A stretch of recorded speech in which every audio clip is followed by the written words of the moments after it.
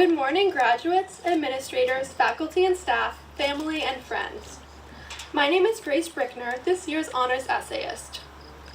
I would like to start off by congratulating my classmates in the class of 2021. Walking across the stage today is a result of your hard work and dedication over the last 13 years. You should be proud of your accomplishments, especially given the challenging circumstances of the pandemic. During March of our junior year, we made the sudden switch to remote learning. This year, many of us returned to hybrid schooling as others remained remote. During the last 15 months, we had to pivot and alter the way we learn.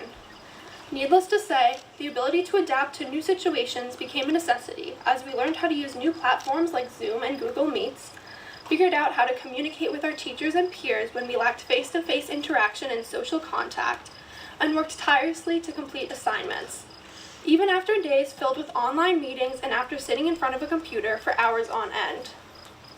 While we were adjusting to this new style of learning, we had to adapt other practices as well. Club meetings moved online, and performing arts and athletics faced new regulations. All the while, many people faced food insecurity, mental health challenges, financial hardship, and loss. However, things started looking up when we were able to return to school fully in April. Upon reflecting on my in-person school days, I discovered that the ability to adapt was not the only skill I developed this past year. Despite all of the struggles, setbacks, and obstacles we faced, I became a more appreciative person. And whether I realized it or not, I started practicing gratitude. For example, arriving home from school each day, I would drop my heavy backpack and be greeted with, "How was your day at school?" I'm sure that my classmates are familiar with this scenario. And I'm sure that parents are acquainted with hearing the one-word responses to this question: boring, long, fine, or tiring. However, this year, I surprised myself with my responses. I found myself saying things like, "My day was good. I got to go on a long walk during my mask break." Or, "Nice, I love being able to eat lunch outside with my friends." Or maybe I'd recount that I got to play Kahoot in one of my classes. The high energy of the class made everything feel normal again. And while my days weren't perfect, remembering something that made me smile made a big difference on my outlook.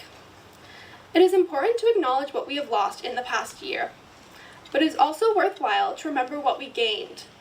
I gained more appreciation for simple things, like hearing classmates joke around before class after too many quiet Zoom meetings, greeting people with a wave or a smile in the hallways, and even doing vocal warm-ups in chorus class. Outside of school, I'm grateful for my family and friends, the arrival of spring and summer weather, and the new beginnings we are facing in our lives. Our class is made up of 156 individuals who each have a unique path. Although we will all embark on different endeavors in the coming years, practicing gratitude is a habit everyone can find useful. I would like to include a relevant quote from David Steindl-Rast. "The root of joy is gratefulness. It is not joy that makes us grateful, it is gratitude that makes us joyful." Obstacles are a part of life. However, the past year has made us resilient and flexible, and by practicing gratitude and actively noticing the positives, the difficulties we face seem less daunting. So, as you start the next chapter in your life, I encourage and challenge you to practice gratitude every day. Reflect on the good things, whether big or small. Remember those moments of laughter, instances of kindness, and experiences that leave you smiling.